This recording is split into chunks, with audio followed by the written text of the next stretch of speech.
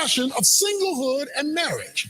But what I want to catch your attention to as we get into this is he calls your condition, whether married or single, tied to a call. He says, I want you to remain with God in the state in which you were called.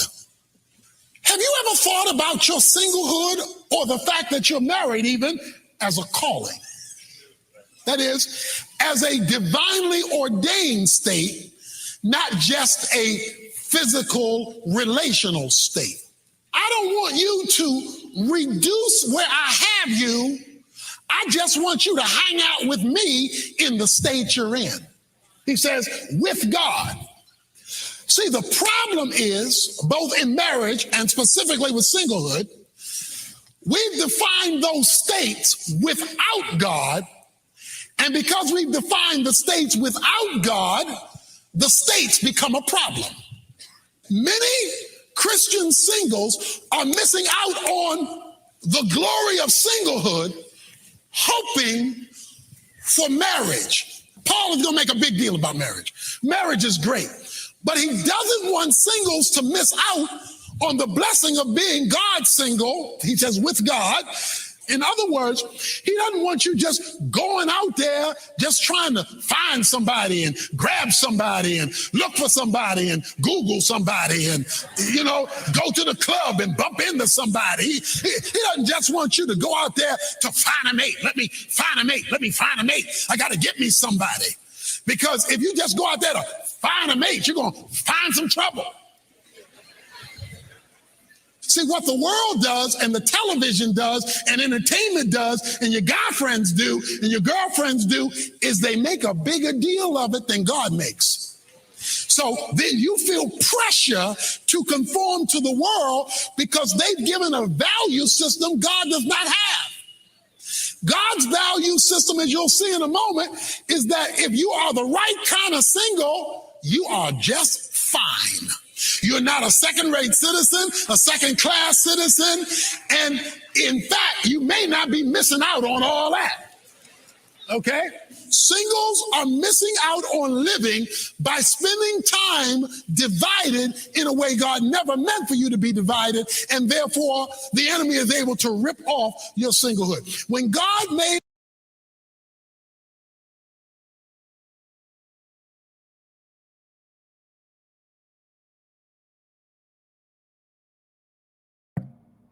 Welcome. Make sure I was on there. Welcome to the Real with Joseph Lamtman. I am Joseph Lamtman. Happy Monday to you guys. Hope everybody's having a good day today. Hope you had a good weekend. Just thank you guys for tuning in today. I got a quicker message today. I just want to come on and share this with you guys. Just me today, no guests or anything. Just me talking. I'm gonna have a video playing for you guys here in a couple of minutes, but I want to kick off the conversation today, and so let's get to it. So, my conversation today, guys, is the title of this video is "No More Winning," No More Waiting Mindset, right? And so, what I mean by this title today, is, I guess kind of like what Tony was saying there, that's why I opened up with that video today, because a lot of what Tony was saying when he was talking about singlehood, I'm using that as an example, and that could be true for a lot of the conversation today. It might relate to a lot of people, and so, or if you're married or whatnot, and so I think a lot of times people are searching around, like he said they're trying to find somebody. I got to get me somebody, and I'm using this as an example of let's say singlehood. I gotta find somebody. I gotta do this. I need this. I gotta do this. I gotta do this. I have to. And a lot of times with that mindset, we hold ourselves back because we, like Tony said, we start to fall into the pressures of the world, and the pressures of the world trick us into thinking that we need these things to be happy. We need these things to, find happiness in life, which is not true. And so, a lot of times when we focus on on those things so much, we start to get sidetracked. We start to hold ourselves back more and more. And, you know, it's almost like, you're not helping yourself. You're not, and I'm guilty of this as well, guys. So, when I talk about a lot of these topics on the show, whether it's me or Mike Antonese, we're holding ourselves in check. And by the way, if I sound a little off, I'm still a little under the weather, but I'm all right, doing a lot better. But you know, like I said, when Mike and I talk about these topics on this show, it's to hold us in check too, especially me. I can speak for myself, but I know Mike's about the same thing. The last when we talked about the last show, we talked about focus. Mike said what we were talking about in that specific conversation, he was going through that day. He was thought it was something wrong with his health and stuff. His focus was off, and so. But again, so the topic today, kind of what I was saying, like what Tony Evans was saying there to open up, you know, no more waiting, but your mindset. Your mindset has to be, I put this in God's hand.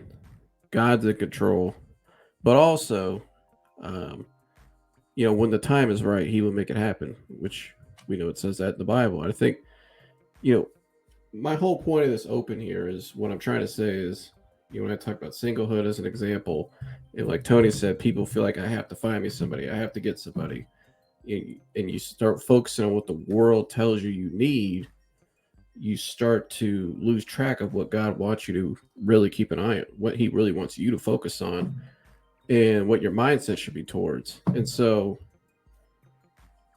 do we really want to keep following the path of? Because you got to remember, when you start thinking the other way around, like I'm saying, like you feel like you need all these things, you feel like you have to do all these things, you're in a state of constant doership and just want and need of what the world says, you're always going to stay in that cycle. And that cycle for a lot of people is, let's be honest, it ends in stress, it ends in disappointment, it ends in more anxiety, it ends in more fear, more sadness. It just keeps you in that cycle of constant, never ending. Yeah, you might do well temporarily, but in the end, it's never fully. It's not full. It's artificial. You know what I mean? It's not. It's like instant oatmeal. It's It's just not. I hope you guys get what I'm saying. Like it's just not. It doesn't last long. It doesn't. It's a quick fix. I guess that's the best way to say it. You could feel good for a while, have these quick fixes, but you're in the constant cycle though. It's almost like you're just being dragged around to one thing to the next. And you're just like an emotional roller coaster. And a lot of times we don't have to choose that. And so that's why my title today is no more waiting. Let's focus on our mindset. Let's focus on last show we talked about the word focus. Now let's go to the next step. Mindset. Okay. So now that we've discussed a lot of these things that like Tony gave a great examples here, that's why I played that. Sit back and really wonder what are a lot of the things that are holding you back. And that would be my question to you guys today. What's holding you back? What are the fears or doubts or worries, whatever you want to call them, insecurities that are holding you back from truly taking that next step to go in the other direction, to doing what you ultimately want to do? You feel like maybe God's trying to get you to do. A lot of times God's waiting on you to, take that next step. You just sit there waiting for it. You just sit in the back. And that was me for a long time with this show.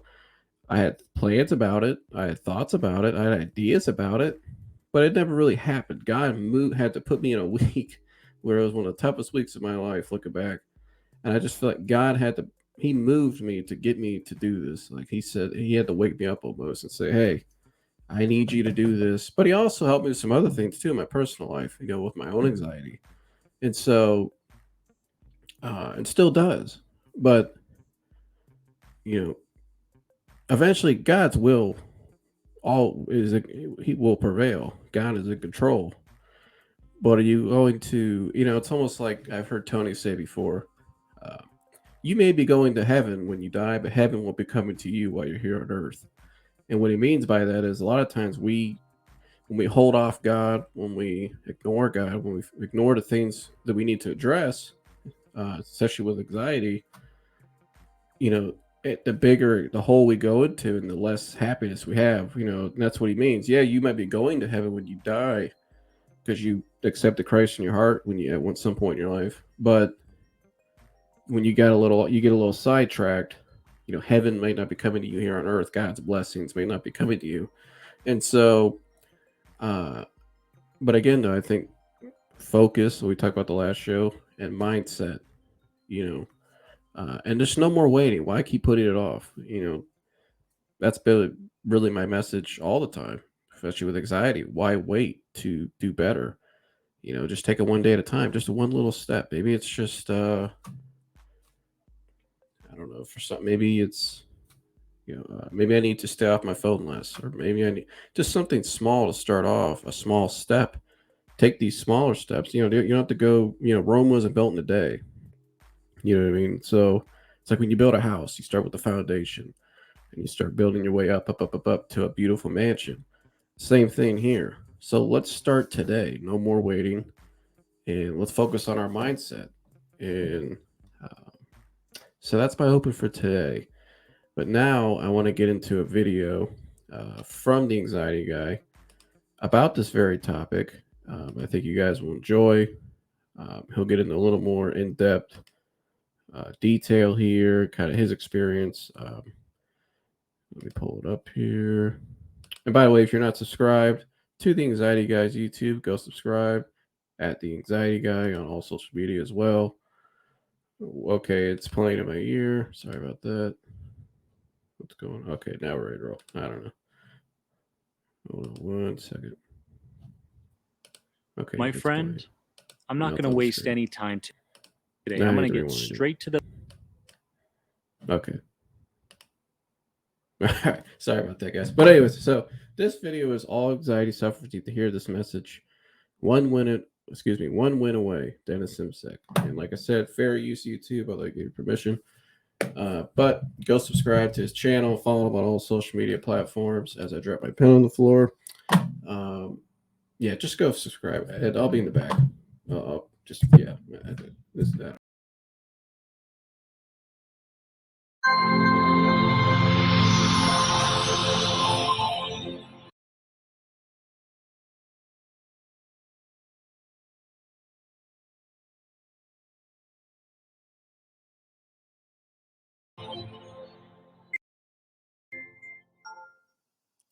Warrior.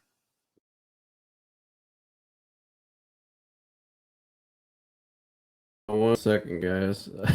We got some technical difficulties today. I don't know what is going on with this stuff today. But appreciate you guys' patience. Give me 1 second here to pull this up. First, I dropped my pen. Then it was on the screen. We're just all over the place today. We are all over the place. But 1 second here as I pull it back up. For some reason, the audio wasn't working on that one. So let's try it now. Should be okay. Give me 1 second.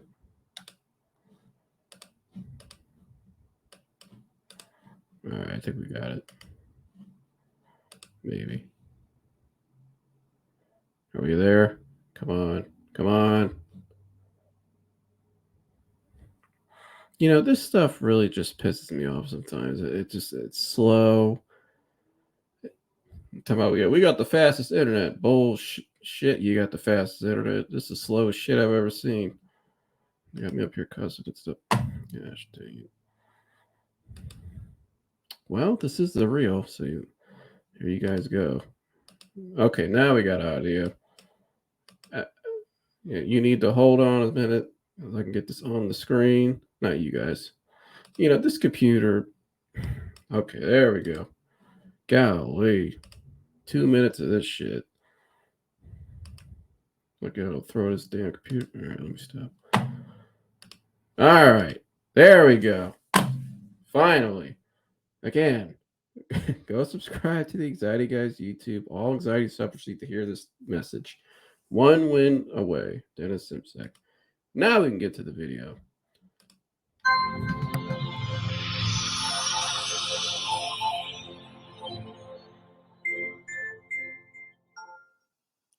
Warrior, welcome. My friend, I'm not going to waste any time today. I'm going to get straight to the point of this video because it's something that you need to hear.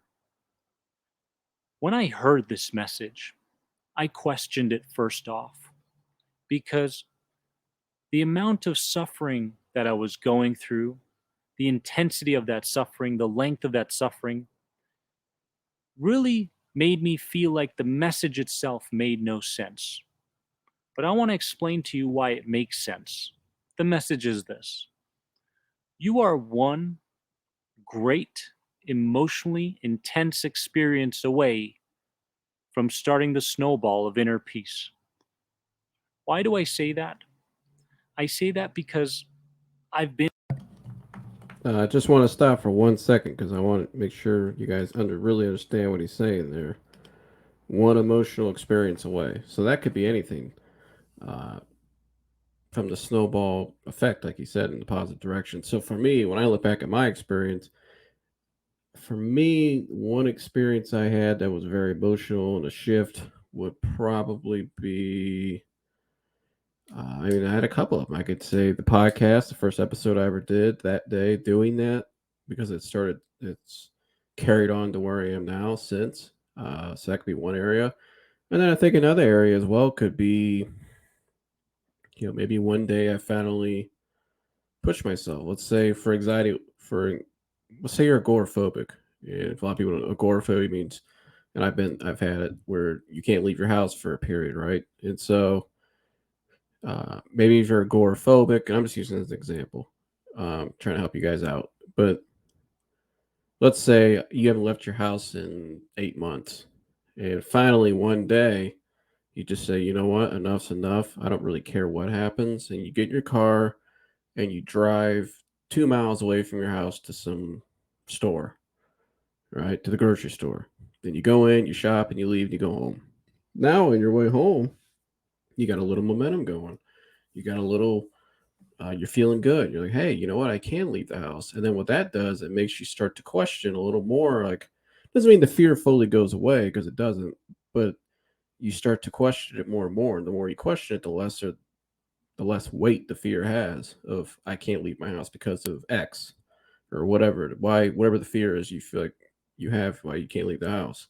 And so like for me, I was afraid to be far away from my home because I felt if I got in a situation where I had a panic attack or something, escape would be difficult. Escape home would be difficult because I'm far away or I'm not in a comfortable environment. Around a bunch of people I don't know, anything. And so um, that was my example for that. But an intense emotional experience because I remember I've been there. Let's say you go to the store, you're happy on the way there, you're really anxious, you're questioning it, your body's trying to tell you, what are you doing? Turn around, go home, get back to your safe place, but you don't let it control you. You keep going. It's a very intense emotional shift. You're in the store, you're shopping, you're feeling it. Man, you're feeling all the symptoms. You're questioning why did I come? But then as it starts to go on, the symptoms start to die down a little bit, subside. The emotions start to go down because your body realizes, okay, he doesn't want us to fight here. That is an emotional shift. That's an experience when you allow yourself to just be. You're in the store, you understand, you feel the way you feel, you understand what they are, but you don't let it control you. You stay in that environment. You still do what you want to do, no matter how bad you feel or uh, how fast your mind's going. Whatever you're feeling, you stay in that environment over time. During that experience, you start to prove to yourself, hey, I can't stay here. I am fine. And before you know it, you're checking out and you're on your way home. And walking out of that store door is probably one of the best feelings you ever had in a long time. You're driving home, you're feeling good. Hell, you might even go somewhere else after that. You're feeling so good. And again, I'm just using all this as an example. A lot of it's my own personal experience. And so, um, again, so think about what he said there. You're one emotional shift away from the snowball. I want you guys to really key in on that because that's a very big point, a big step there right off the top. In where you are. And I remember looking to think positively every single day. That didn't work. I remember trying to expose myself directly to those things that I feared. And becoming re-traumatized and scared of taking on this journey. That didn't work. I remember reaching out to people and talking about my anxiety, talking and talking and talking, because people told me that the more I talk about it, the better I'm going to feel. That didn't work. I remember one lady coming to me a few weeks ago, and this is a good example that connects to today's message. She came to me with tremendous emotional distress and anxiety. I told her to close her eyes. I told her to imagine what the anxiety looked like. She said, a monster about 10 times the size of me. I told her to grab both of her hands and shrink that monster to the size of a postage stamp. And then I asked her to imagine that when she opened her hands, a butterfly came out. Then I gave her time to process what she just did. And I asked her the same questions I did before the exercise. I asked her, when you think about your bodily symptoms, what do you think? And she said, well, I think of them now more so as signals, signs, messages. Interesting. When you think of your intrusive thoughts, the ones that are leading you in a direction of emotional distress, what do you think about them? And she said, I see them as protection. Whereas prior to the exercise, she would see all these things as threats and she would internalize them and she would feel more and more guilty about experiencing them. So, this was a clear signal to me that said, hey, if we can engage in a language that the subconscious mind does in fact understand, and we create an emotional shift around the things that we used to fear, and we can create one big win, one big internal win, that can create a snowball effect that takes us in another direction. So the idea today is to put aside your misconceptions that you suffered for years, maybe even decades, and healing will take you that much time. Now I want to stop right there because that's a very big point to me. That's something, like you said, oh, I've had, been going through this for 30 years for some people, their whole life, or, maybe they're somebody in their 50s or whatever you're in. Oh, I've had this for, about 35 years and I'll never get over it. I just got to learn to deal with it. Bullshit. No, you don't. You don't have to deal with it. You don't have to live with this the rest of your life. Anybody can change at any age.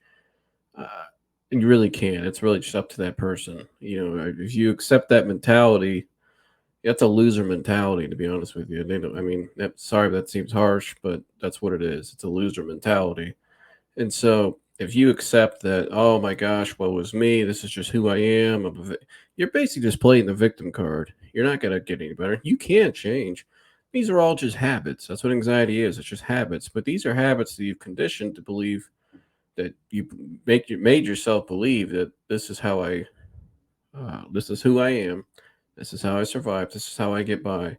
For instance, if you're somebody with health anxiety, you feel like you have to Google every symptom. You have to call your doctors for everything, even though they tell you you're healthy.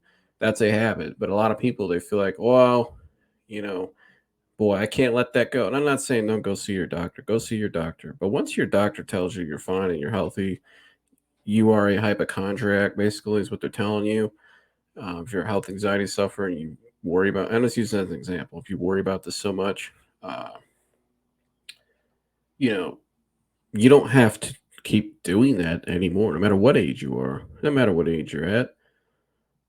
Hell, even the happiest people you ever met, people that maybe do have problems or minor problems, or people that they still live their life. They still go out and they still, uh, they don't let that control them. Fear. They don't let things they can't control dictate what they do. They don't let what other people think dictate what they do. Uh, I know I've heard people in the past where they had a problem and everybody around them was telling them, "You need to slow down. You need to not do anything. Like just do this, do that." And they're like, "No, the hell with that. I'm not living in fear. If I want to go out and do something that I want to do and have fun, I'm gonna go out and do that. And that's how I'm gonna live my life." And, you know, that's just what it is. I mean, I've had people in my own life, in my own family. For instance, my grandfather was born with health problems, worked 20 hours a day sometimes with diabetes, and didn't take probably his best care of himself. And, eventually, when I was about 9 years old, he passed away. But for that period of time, though, he just didn't. When you talk to when I talk to my uncles, my dad, or my grandmother, he just didn't let it bother him. He just lived his life, and it was what it was. He just went and worked as hard as he could every day, and he still went out and had fun and ate what he wanted, did the things he wanted to do. And could he have taken a little better care of himself? Yeah, and we all, but the guy just wanted to live his life, and so, you know, and still left a hell of I guess, work ethic that, a lot of the work ethic that I have is from my dad and his brothers. It's from that side of the family. That's how they were. He left a great mantra behind of, you know, how to provide and work, how to be a man.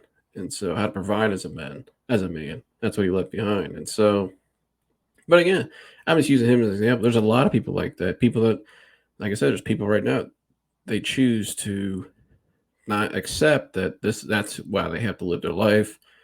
That's how I have to be.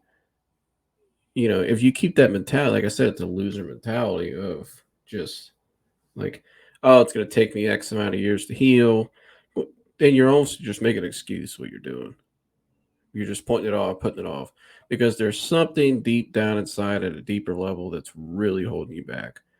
And that could be some people's opinion about you may change, even in your own family. Uh, Something you're afraid to really let go of is holding you back. And so that's what you got to ask yourself. And your misconceptions around how severe your anxiety is, and therefore it's going to take a very long time for you to heal. Commitment and relentlessness is very, very important, but those two things become easier when you first experience an experience that gets you to begin interpreting your fears in a way that is, in fact, safe.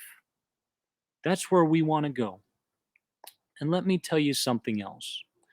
It is possible that through a big emotional win, one big experience, it is possible for you to begin interpreting emotions differently as well. Because people that have gone through my programs and such understand that anger doesn't have to be directed towards them, and anger doesn't have to be directed towards the people in their past that may have contributed to their anxiety today. Anger can be used as dissatisfaction in terms of not wanting to live another day with this kind of distress. Boom. And I love that right there. You could turn that anger, use that anger that you have towards other people, and use it as fuel, which is kind of like the cliche saying they use in sports, but it's true. You can use that to, uh, almost, you can use that in your advantage. You can use that as, like he said, dissatisfaction in terms of, you know what, I'm not going to live this life anymore. Yeah, I might have some people might have did some messed up shit to me in the past, but I'm not going to allow that anger to control me and hold them down. I'm not going to sit around anymore and dwell. And no, I'm going to use that for good. I'm not going to allow that pain to control me. I'm going to use that pain to be my motivation in terms of I don't have to. I'm not going to allow myself to feel that anymore because I deserve better. And key word there, I deserve better because it's almost like your self worth rises. When you carry around that anger, and I did this for a long time after my experience when I was 15, I was angry for a long time, very angry. And I would sit around for years, just angry, pissed off. And up until the last couple of years when I really started to kind of let go of it more. But then I started to realize, though, too, a lot of what I thought was not, was kind of more just uh, a misconception or it was a bad interpretation. looking back at my situation, like I've said many times, it was more of just people didn't really know what to do. And so with that, there was just a lot of confusion. When you have that kind of confusion and where I was at that time when I was 15, 16 at a new school, my state of mind wasn't right. I didn't, but I also, nobody around me knew how to deal with that. Nobody really dealt with anxiety and panic at that level around me. Nobody. And so, um, and if they did, they didn't really know how to address it. They were just kind of getting by themselves. And so, um, you know, but for a while though, I carried anger around and just anger at the whole entire thing, the situation. But you can use that in terms of, what, I had to make a choice. I still make a choice. I asked myself, am I going to sit around and stay in that gray area and stay in that, allow that pain to hold me down? Or, excuse me, or am I going to say, is the pain enough? You know what? I don't care what happens. I don't care anymore. Yeah, it's almost like you don't care anymore. And it's almost just kind of like, you know what? The hell with it. I'm gonna go out and I'm gonna do the things I want to do, and I'm gonna use that pain or that motivation, that fear to uh, allow to push every day it wins. I'm gonna get very invested into this healing journey. I'm gonna get really into it, and so I mean that's how you start getting those wins one day at a time.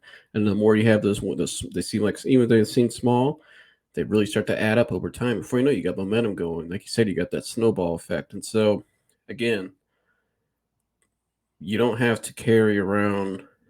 Well, we're looking at that's why I keep saying, guys, the key, let's look at a deeper level. Right. Let's look at a deeper level. Okay, I have anxiety, I feel these symptoms. Okay, let's look at a deeper level. What are you really thinking about? What's really going on the inside in your mind?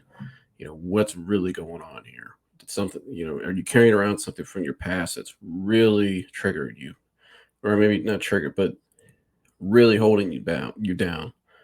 And so again, that's a great example there from him.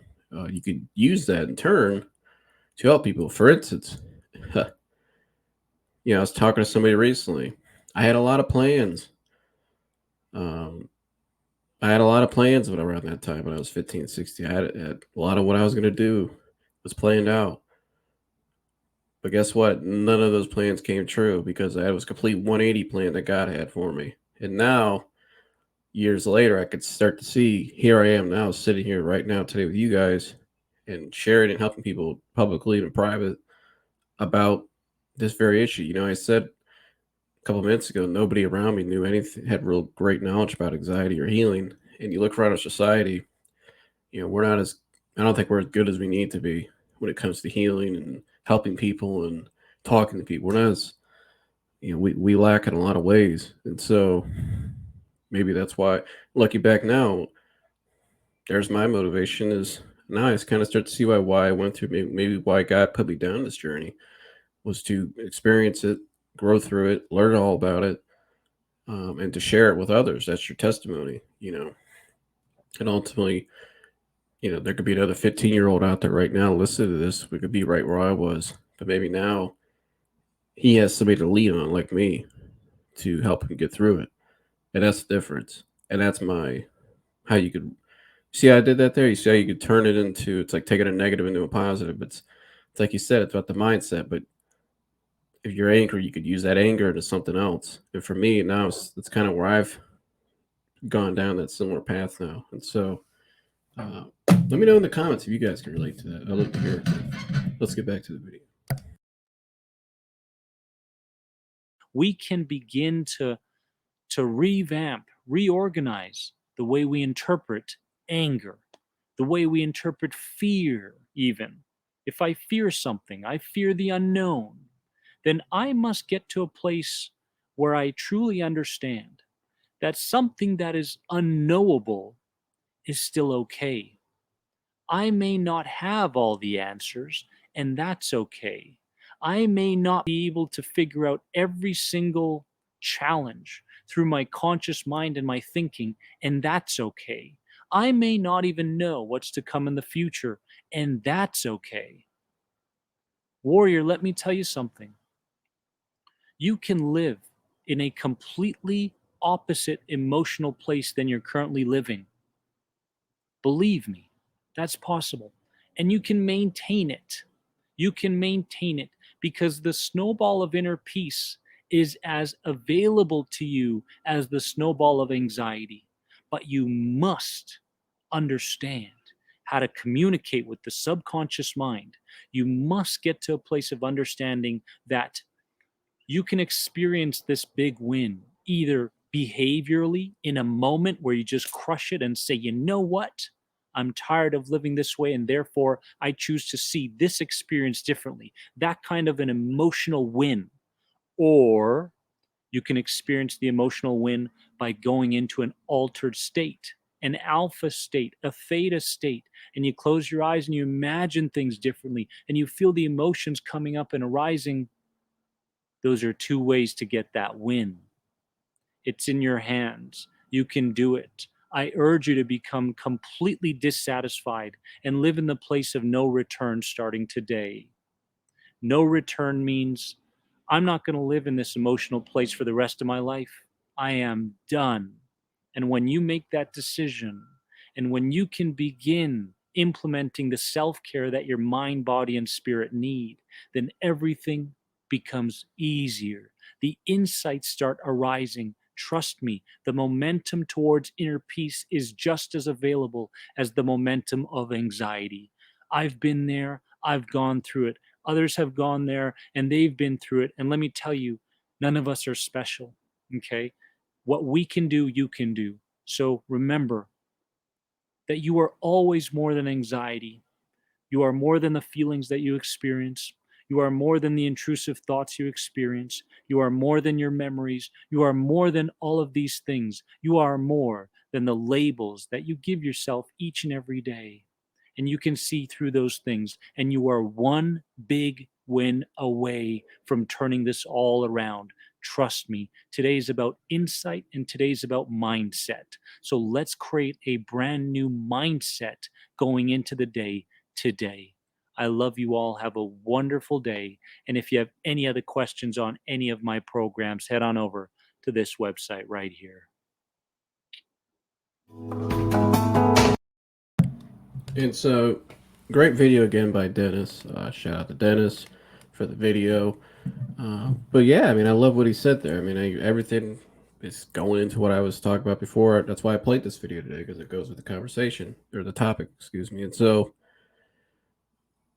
again, I keep reiterating, I can't say it enough. Let's look at a deeper level. What's really holding you back? And I love what he said there about uh, interpretations, how we interpret things. I talk about habits, anxiety being a habit.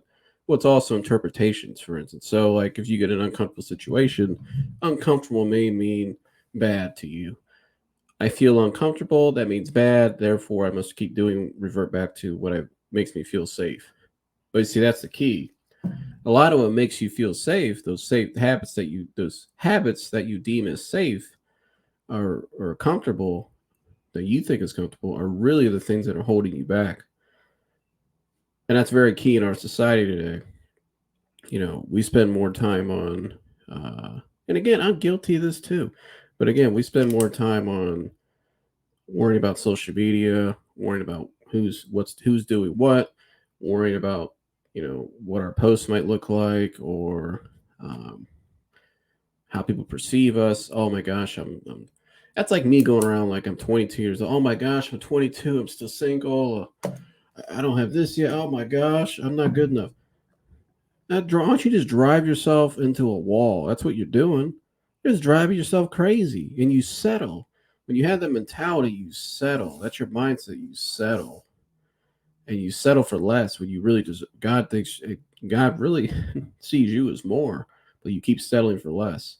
You keep settling for what the world tells you. You keep settling for the things that don't really help you out. They make you feel worse, and so you got to ask yourself today. That's why I played that Tony Evans video in the beginning. I love, because he talks about he was talking about singlehood and even marriage, and that's why 50% of marriages nowadays are in, I think it might be more now. 50% in the divorce.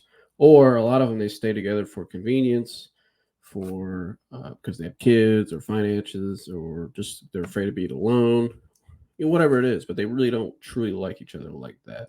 There's something off.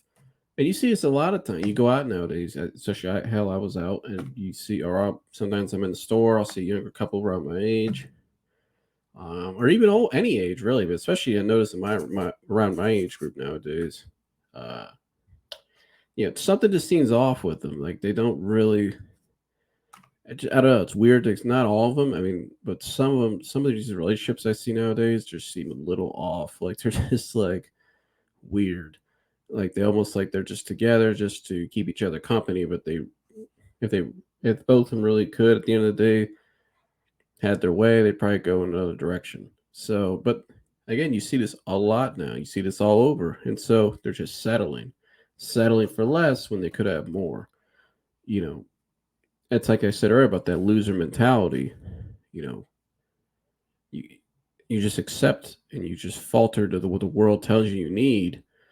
Uh, the world pressures, you're just afraid to be your true self. You're afraid to be different. Can you dare to be different? A lot of you can't. That's what it seems like. And I couldn't for a while either. For things I had my own insecurities for a while, my own journey of anxiety that would hold me back, and I would focus on these things. And people ask me what still holds me back, and I would say what would hold me back still is worried about things I can't control, worried about things like other people's opinion or perception of me, worrying about things like things that the world says I need it by my age, that my age needs, or I should be doing this X, Y, and Z. If I sat around worrying about that shit all the time, or stuff, whatever. If I sat around worrying about that stuff all the time, where am I gonna go? I'm not gonna go anywhere. I wouldn't be sitting here right now today doing this. If I had that mentality, I could tell you that I'd be I'd be out doing the wrong things. I'd be out thinking, searching each day. My goal, my objective, my mind would be focused on the wrong things, things that tap into your emotions. Like a lot of this music, a lot of these, like these apps, it's like Mike and I talk about dopamine. These things are playing with your dopamine. They keep you emotionally attached. You have a falsehood in your mind emotionally. You feel like there's like an attachment. There's not an attachment. We, we care more, and that's why idolization nowadays is at a sky high. We idolize our phones. We idolize our app. We spend more time on our apps, and we spend more time worrying about who's what, who the hell's doing what, and who's doing who. This celebrity's dating. We worry about all that shit more than we worry about ourselves, and more than we worry about, uh, most importantly, our relationship with God and how we can grow in that area, right? Again, focus, mindset. What are we paying attention to? What do we focus on? What motive? What's pushing us every day to do things? Like, and what I mean by it's like I've been saying. Well, what I mean by that is when people wake up every day, their goal and objective. A lot of what they let me just try to think here. What I'm trying to say. A lot of what people do every day, guys, is based around fear, based around fear of, or based around, yeah, fear. And fear could be uh, maybe an insecurity you have, maybe like a health anxiety if you have, like I had, or fear based around, I'm worried about if I don't do X, Y, and Z, if I don't look a certain way, if I don't dress a certain way, if I don't talk a certain way, if I don't do X, Y, and Z, I will not be accepted in this world, publicly in social media or in privately as well. And unfortunately, some circumstances. But again, you got to ask yourself, is that a great motivation to have every day when you wake up? I would say hell no. And so again, it's that loser mentality almost. Or maybe loser mentality, but again, it is. It's kind of like a loser because you're holding yourself back. You're selling yourself short. And so you got to ask yourself, number one, if you have people like that in your life that hold you down, hold you back, they don't really help you grow.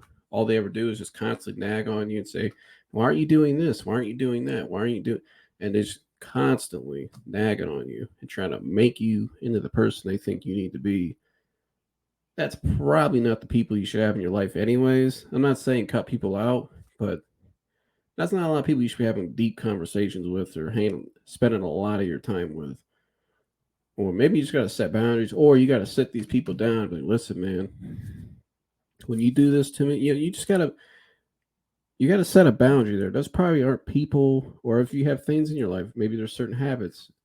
You know, like I said earlier, if you constantly sit on social media and constantly look at the things you read and you listen to with the music, a lot of these things nowadays will make you think like that. They'll keep you focused on those things that distract you from what God wants you to focus on. It distracts you from doing the things you really want to be. It distracts you from becoming the person you truly want to be. You're just you're acting out as an artificial version of yourself. And so um, I hope I'm making my point because it's kind of around the same general point. And that's why my theme for the show today is no more waiting mindset. No more waiting. If you know all these things, if you wrote down on a list, look at a lot of things. Okay, write down 5 things. Okay, these are 5 things I need in my life. Okay, God, my family, my good friend, like my close friends, have a good job. Things that things I should focus on, like my job. You know, maybe I'm doing ministry on the side. Maybe I'm working in the church. Okay, those are good things. Now let's write down 5 things that I probably do negatively that I spend too much. Okay, I listen to shit music. I hang around a bad group of friends or people, or I talk to the wrong people for too long, like too many times. I'm not saying don't talk to people, but maybe I spend too much time talking to negative people. Um, I spend X amount of hours scrolling and looking at things that, like online or on social media apps, that really don't help me in any way. They just make me more confused and more down. Okay, that's 4. And so again, you got to look at those things, the 4 negative things. Or 5 negative things, and ask yourself, okay, why am I still carrying these things around? Are they helping me in any way? Like, what am I waiting on? And so, but again, that's the turning point right there. That's where a lot of people, they falter back into. They start making excuses. They start getting denial. Something deep down inside will not let them let go of those things they know they need to let go of, or address the things they need to address internally, whether it's past traumatic memories, experiences, whatever it is, things they need to address. You need to tell somebody something, whatever it is they need to address. There's something X is holding them back, whatever X is, and so. And I hope I gave some examples of X. Like I said, it could be people perceive them. It could be they might get exiled from their family. Things might happen to you, but in the end, you got to remember it's okay to be selfish, because in order to truly help people in this world, especially the way God wants you to help people, in order to truly give back and be the light this world God designed you to be, you got to work on yourself first. What good are you going to do people to help people if you yourself's not right? You know what I mean? I wouldn't be up here to be able to sit and do the things I've been able to talk about on this show and in private unless I went through a negative experience. And I didn't look at it as a negative experience. It was more just a lesson. It was a learning experience. It was a growing experience God put me through. It was a trial. Excuse me. God put me through. Excuse me. The God put me through, though, to help me grow. And now I can use my experience to get back and help people in the same predicament I was.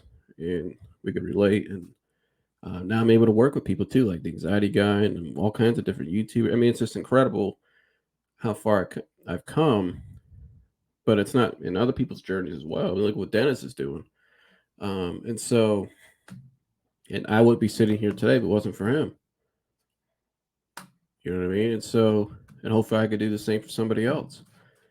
And, but again, anything is possible. And I guess that's kind of where I'm getting at with that point there at the end. Like I said, if you would have asked me 4 years ago when I first found his videos and I started watching a lot of them, that, hey, one day you'll be on his channel, I would have said, yeah, okay, whatever.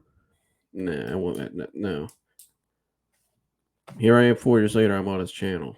I have a video on there I did for him. If you haven't seen it, go check it out. I'll put it at the end of this video. But it's not about that. But again, I'm just saying, I never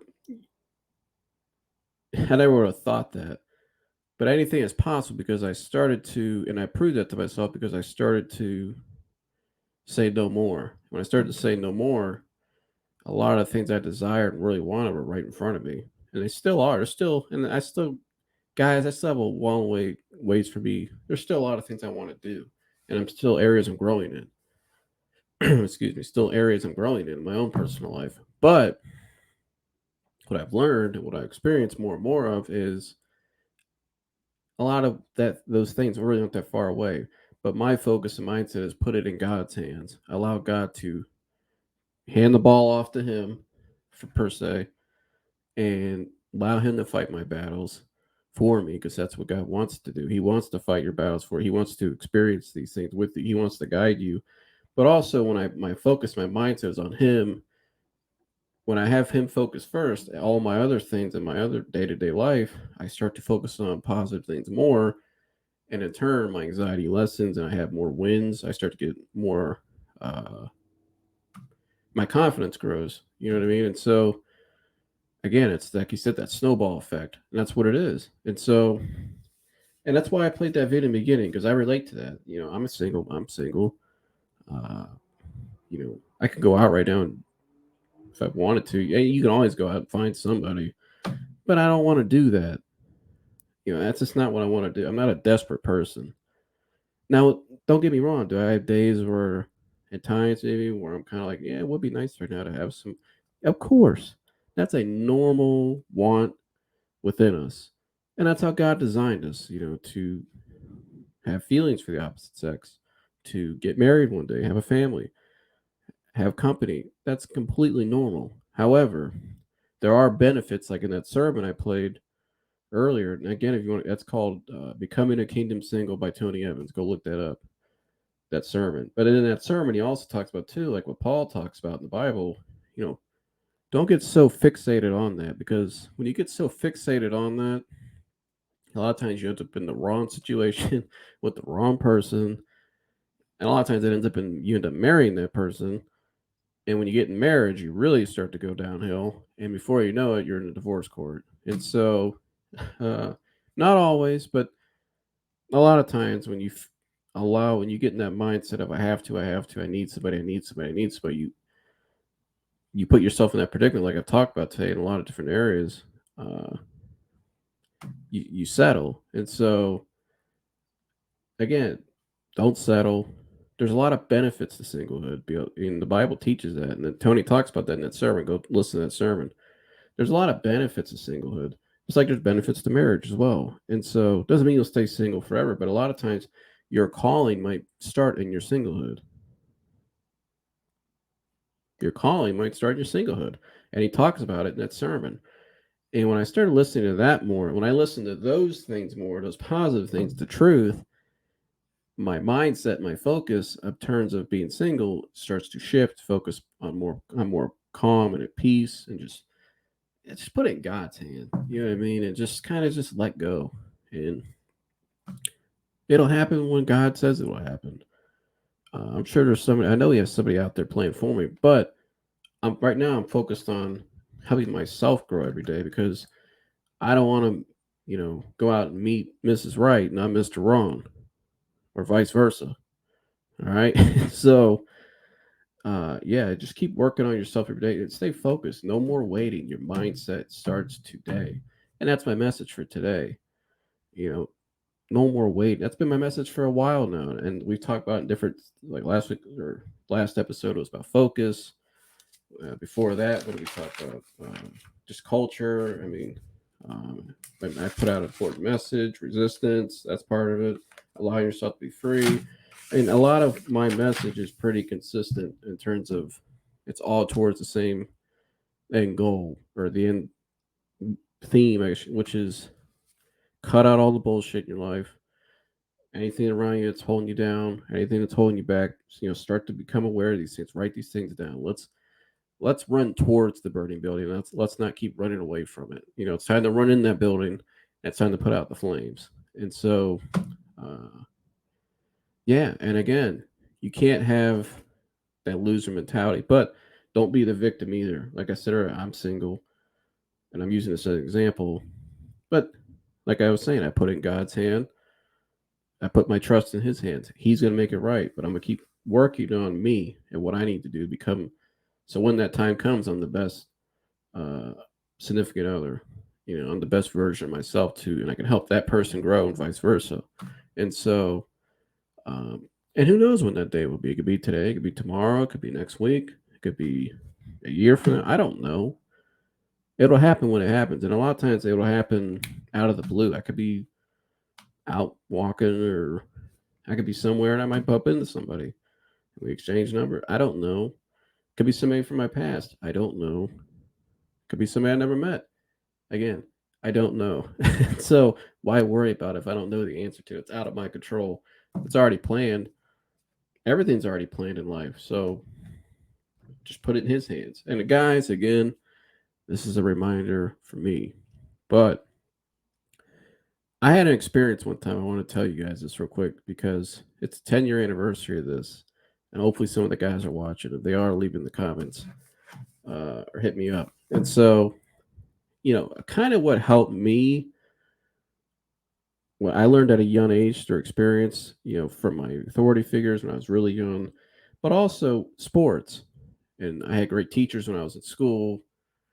And I remember there was two things one time I heard. There's two experiences I had. I'll share with you guys. I'll give you guys two stories today. And so I remember, let's see, I'll start when I was 12 years old. Uh, I played for a football team in Cuyahoga Falls. I grew up in Cuyahoga Falls. Anybody doesn't know, shout out to Black Tigers, youth football, baseball, basketball, you name it. And so, uh, I had a team one time. It was in 2012. We won a national championship. And you can see that medal right there is actually our medal. In 2012, varsity black. And that was our team. There was varsity gold. There was two varsity teams, varsity gold, varsity black. We were varsity black. And we had a very, very talented team. Some people still say to this day, and said it back then, that we were the best team they ever saw at that age. And we ended up winning a national championship. And so, but our team went through hell. I mean, we went through a lot of bullshit. We had people in our league turn against us. We had rival teams out to get us. We played against older kids. I mean, we had a lot of bad stuff happen to us. Our team was had more mix and color, I guess you could say, than their teams, and so we dealt with a lot of racist people from other towns. I remember one instance walking out of a game and them shouting a certain slur towards our sideline and like harassed us at the gate. I mean, it was that bad. We faced a lot of shit that year. You could write a book and a movie on that season, but yet through the end, we all stuck together. It taught us all, and it taught me for sure to stay together, how to stay focused, stay together. That's what we did. We stay focused on our end goal. We set out a goal before that season to win the national championship, and we stayed focused on that goal. Now, we had times where we didn't. Was there times where we got off track? We didn't think it was feasible? Absolutely, because in the moments and times you start to get down, you start to, you get those down moments. You start to have doubt, like, you know what, it's not going to happen. It is what it is. But no, we stayed focused, and in the end, we prevailed. And that's just a short version of that story, because that's a very, like, you could write a movie on that season. And I actually have, believe it or not, the picture. Hold on one second, guys. All right. So let me get this off the screen here. I actually have the picture of our team. But again, this is an example. This team here did not have a loser mentality at all. We were a bunch of dogs, but we stayed true to each other. We stuck with each other. Yeah, there it is. We stayed true to each other. We stuck with each other through it all. And that team right there, that wasn't your typical 12-year-old football experience. All right. And so, Yeah, I mean, we could. It's crazy. It was 10 years ago. Actually, this fall, it was 10 years ago, and so. But yeah, I mean, that right there, that team, that experience was helped me in my life up until today. And so it's funny that happened. That was when I was 12, 13 years old. So 2 to 3 years later is when I went through my experience, with my health anxiety, and that experience, going through that experience when I was younger, helped me in that time. Believe it or not, because it helped me to fight, to stay focused, but to also, and it still helps me to stay.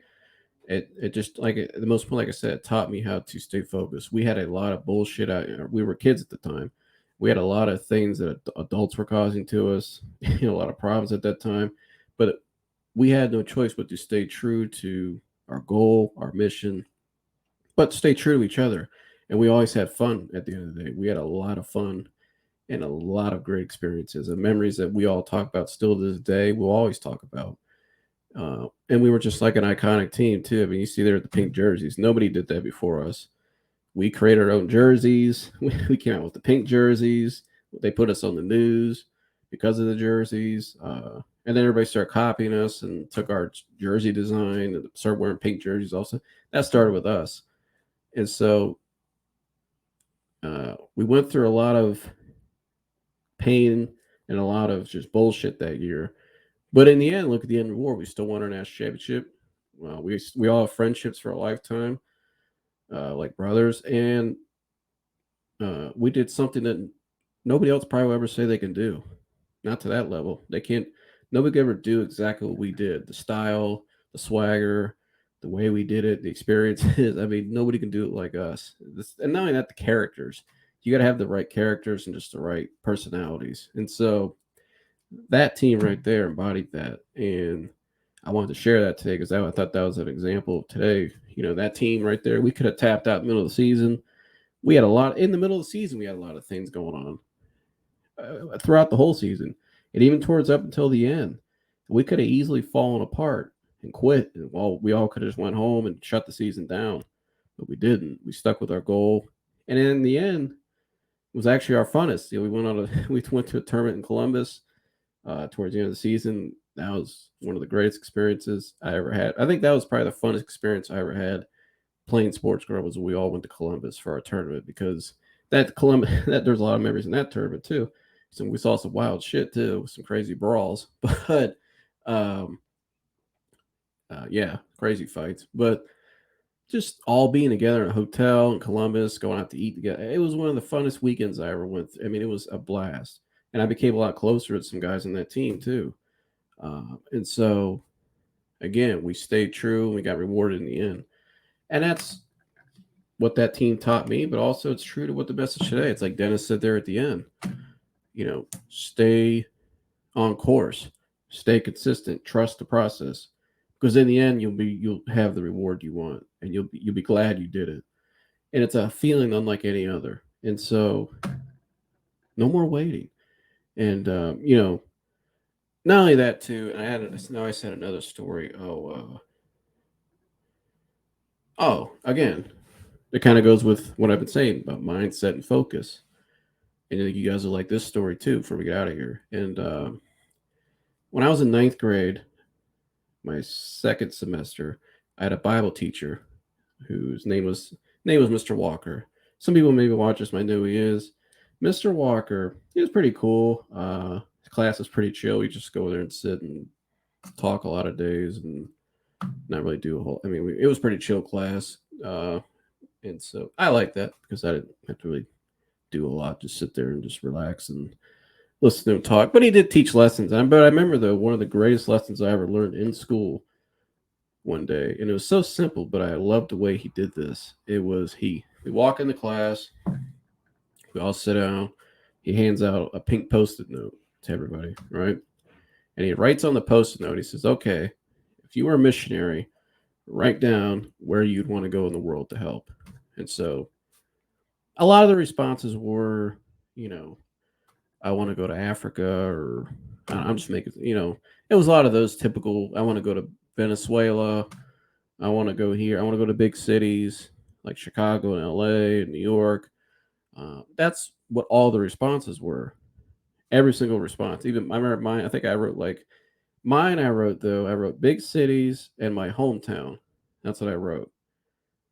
And so, but I remember I just wrote big cities, and I think I crossed out hometown or something like that. I had hometown written down, then I generalized. I said, no, I'll just go to cities in America. Like, so I just wrote big cities in America and just passed it in. And so he's going one by one, and everybody read theirs. And it was, like I said, it was like Africa. And then that's great. I'm not trying to down going to those places. So stick with me here in the story. That's not what I'm saying. Because I actually know a family right now that's moved out of America. Great family, amazing, incredible family.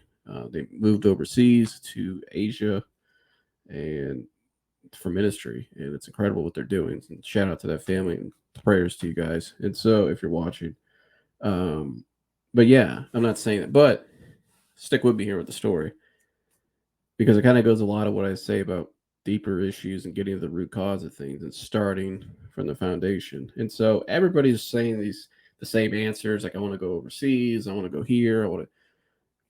Not one person. That was probably a class of almost 20 people, I think, was in that class that day. Out of 20 people, not one person said what? Home. Not one person said home. And that was the theme. And that's really what I think he knew nobody was going to say home. And that's why he did that day because he went through each answer and he sat there. He said, guys, he pulled out the map on on the screen and you could see Ohio. And he just pointed right at it with a pen and he goes, nobody said home. And he started breaking down. He's like, how can we go out and help the rest of the world? We don't start at home first. We don't start where it all began. And I remember I heard that and it was like, he's so right because I agree with him.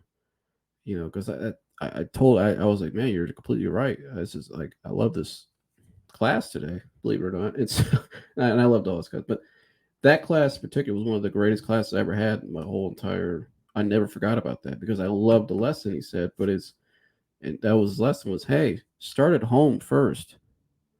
You know, we see this today in society. Why do a lot of problems out in our world? Because our homes are breaking down. Or we don't have God in our homes, or we don't have the family structure. We don't have a lot of things are missing. And so uh, you know, start at home. But that could be true for you too in terms of anxiety or in terms of your own life, wherever you are in life. Start at the foundation, get to the core, get to the root cause. No more waiting. You got to have the mindset. You don't have no more, that's what I'm trying to get at today. That's why I brought that story up. That's why I shared all these examples today. It's because let's get down to it. Let's get down to the nitty gritty. No more waiting, no more holding back, no more excuses. I can't do it for you. Mike Antonace can't do it for you. The anxiety guy can't do it for you. Tony Evans can't do it for you. You got to do it for you first. You got to decide to get down to the core and decide, you know what? No more waiting. I'm going to be who I truly want to be today. And it's up to you. And so, again, there's so many resources out there too. I mean, this show, the Anxiety Guys channel, Tony Evans. There's so many resources. You can hit me up online if you want to DM me. If I don't know, I don't care if I know you or don't. Everything's confidential. But as long as just take that step. If you need to talk to somebody, if you need to, and that's why I said that. If you need to, you can reach out to me. You can reach out to Mike Anthony, so you can hit him up. If you like cool with Mike, I don't care. As long as you take that step, no more waiting, whatever it is. Go listen to that video. Go dive deep. Go sign up for Dennis's program. Go sign up for a counselor. Go do something. Whatever you got to do to help yourself. You need to do a lot of times. Maybe not fully, not completely. You learn as you go, but a lot of what you need to do. And I think you guys know what I mean by that. Some of the small things even that you need to do starting today. And so start doing them. No more waiting. Mindset. And so that's a message for today. Hope you guys enjoyed it. I know I said a mouthful. Feel free to share this video, like, subscribe, comment, hit the notification bell. Love all you guys. I really appreciate you guys. Keep tuning in to watch. Just help growing this more and more. Keep sharing this to help it grow more and share this message. Somebody out there right now, guaranteed, needs to hear this message today. Because I need to hear it at one point too. And a lot of this today too is a good reminder for myself. And so, like I said, a lot of what I say helps keep myself in check as well. And so, yeah, that's a message for today, guys. Yeah, I got nothing much more to say, guys. That's a message for today. I hope you guys enjoy. And I'll see you guys in the next one. I'm out of here. Peace.